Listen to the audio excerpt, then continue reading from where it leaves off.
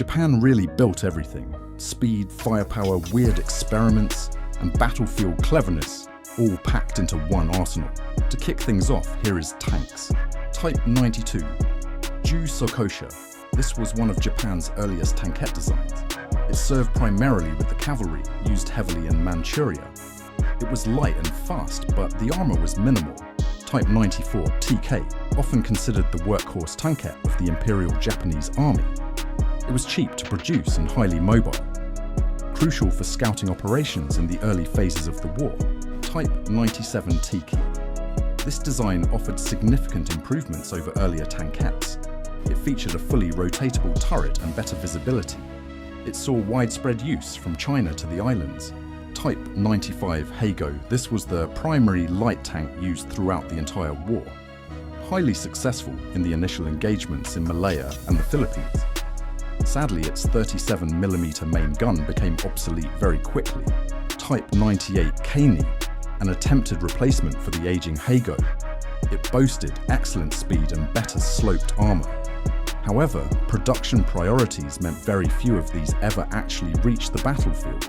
Type 2 Keito. This was an upgrade of the Keini design. It mounted an improved 37mm gun for better anti-tank capability. Only limited numbers were ever manufactured or deployed. Type 4 Keinu, a highly unusual late war attempt to upgrade firepower. Engineers fitted the turret of the Type 97 Chiha onto the small Type 95 chassis.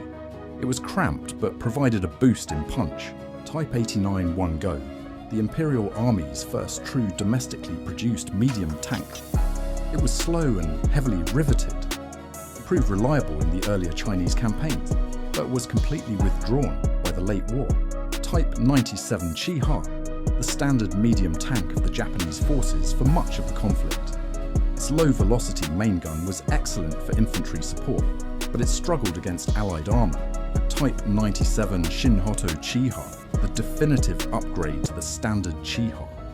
It incorporated a powerful new high-velocity 47mm gun. This version was the most capable Japanese tank encountered by the Allies.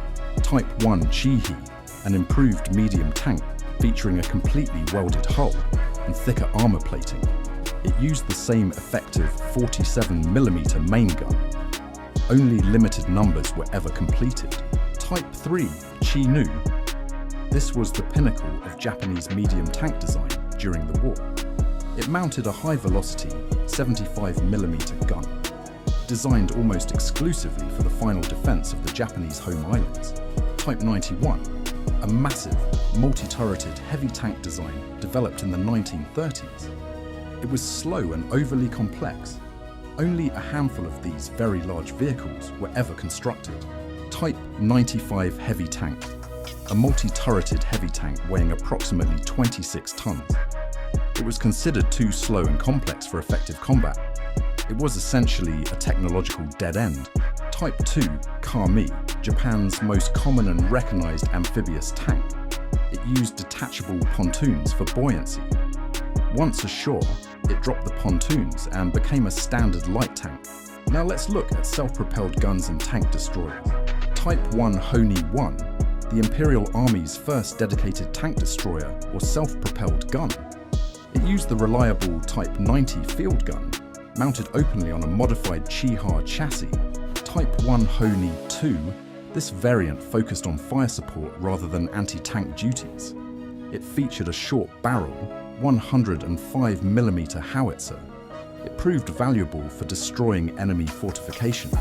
Type 3 Honi 3, the definitive version of the Honi tank destroyer line. It offered much-needed protection with a fully enclosed armored fighting compartment. Very few were ever deployed. Type 2 Ho 1. This was a self-propelled gun designed purely for direct infantry support. It mounted a short-barreled 75mm howitzer in a large turret. It saw action in the Philippines.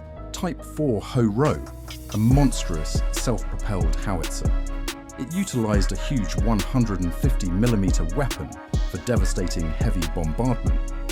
It was slow, but extremely powerful. Continuing with armored cars and personnel carriers, Type 92. Chiyoda, an early armoured car design.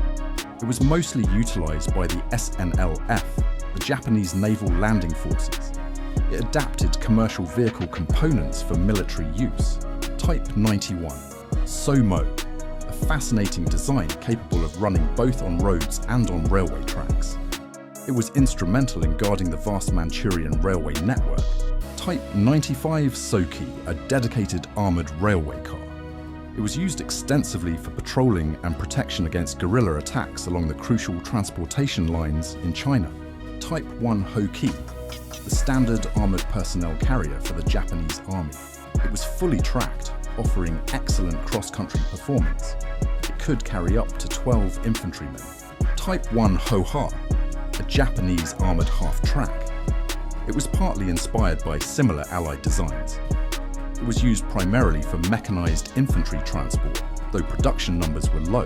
Vickers Crossley. This was a foreign design acquired by the Japanese military early on.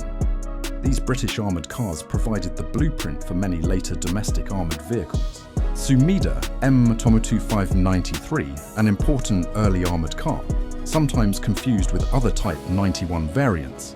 It served a crucial role in the initial border skirmishes in China. Let's move on to engineering and special purpose vehicles. SS Ki. The Soko Sagyo Ki was an armoured engineering vehicle with a terrifying appearance.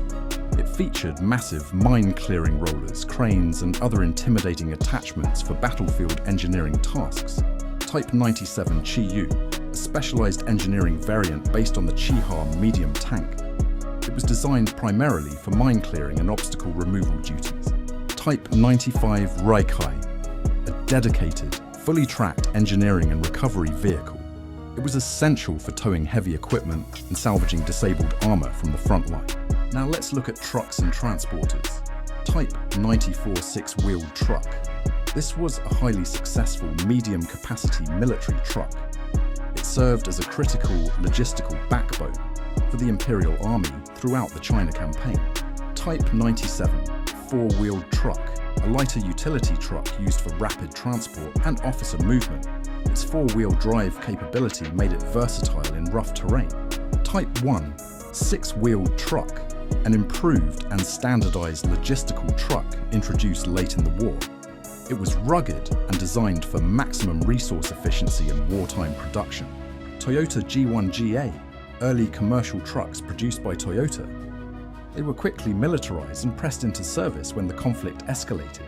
Toyota KBKC, mass-produced by Toyota. These were crucial military utility trucks. They formed the core of the Army's motorized transport fleet for most of the conflict. Nissan 8180, these were militarized versions of reliable Nissan commercial chassis. They were common sights on all logistical routes across occupied territories. Toyota Tsuki, a highly unusual tracked amphibious truck. It was intended for ferrying supplies ashore during invasions, bridging the gap between sea and land. Isuzu TX40, Isuzu's highly successful pre-war civilian truck model. Its robust design made it easily convertible into a reliable and durable military hauler. Let's move on to staff cars and light utility. Type 95 Kurogane, Japan's most iconic and widely produced four-wheel drive vehicle. This small, highly versatile staff car was used by field officers everywhere. Toyota model AAABAC, Toyota's foundational passenger car model. They were often used for transporting high-ranking officers and for essential staff liaison duties. Nissan Model 70, a comfortable and reliable medium passenger car produced by Nissan. It was frequently assigned to division and regiment commanders. Type 93 staff car. This was a standard designation for a military passenger car.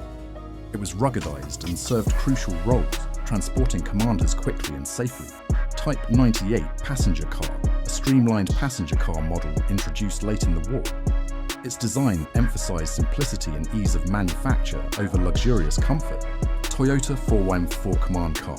This was Japan's answer to the American Jeep, a highly durable and versatile 4x4 vehicle used for forward command and scouting operations. Next up, tractors and prime movers. Type 92 5-ton prime mover, Ryoshe 1 Key. This heavy prime mover, designated the 1 Key, was used for hauling Japan's large caliber field guns. It provided 5 tons of pulling power. Type 92 8-ton prime mover Niku. The largest in the series, the Niku was an 8-ton behemoth. It was designed to move massive artillery and engineering equipment. Type 94 4-ton prime mover Yokkei. Designated the Yokkei, this 4-ton vehicle was widely used for towing standard divisional artillery pieces like the 75mm field gun. Type 95 13-ton prime mover Hofu. This was a massive tracked 13-ton prime mover known as the Hofu. It was designed for extreme cross-country towing, particularly in swampy conditions. Type 98 4-ton prime mover Shikei, known as the Shikei. This was an updated 4-ton capacity artillery tractor. It offered improved reliability and standardized parts. Type 98 6-ton prime mover Rokkei.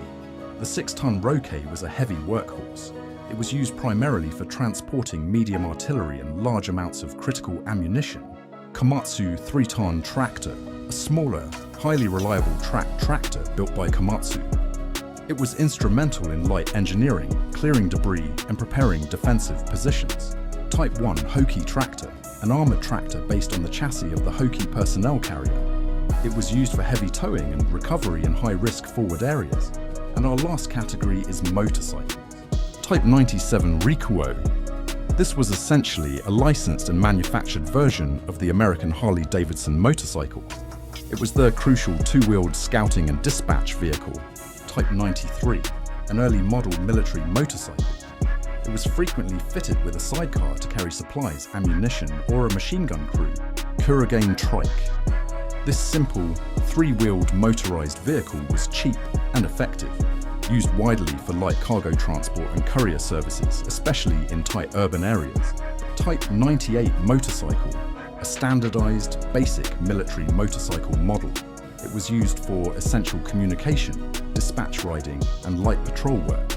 Type 97 armored motorcycle, a rare experimental attempt to provide protection to fast dispatch riders. This heavy motorcycle was fitted with light armor plating for critical courier missions.